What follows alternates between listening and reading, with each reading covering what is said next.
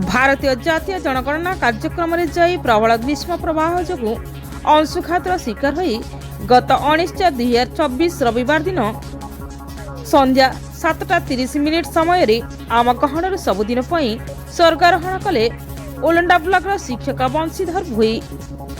घटना सत होते विश्वास लगुना। यह खबर जानी समस्ते मर्माहत एवं दुखित।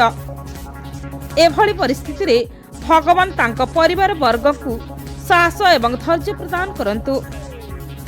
एणु आम ओलुंडा ब्लॉक अनुसूचित जाति अनुसूचित जनजाति कर्मचारी कल्याण समन्वय परिषद तरफ संगठन सभापति श्रीयुक्त मकुंद धरुआ अध्यक्षतार एक शोक सभार अनुष्ठित होइतिला। एथिरे तांकर अमर आत्मा सद्गति पई 2 मिनिट नीरव प्रार्थना करा जायतिला।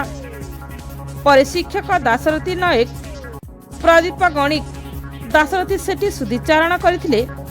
तापरे तांको बासभवन बमराज ग्राम रे पहुंची परिवार वर्ग को आज 29/2026 बुधवार दिन साक्षात करी समवेदना जणाइबा सहित 22,000 टंका प्रदान करिसंती।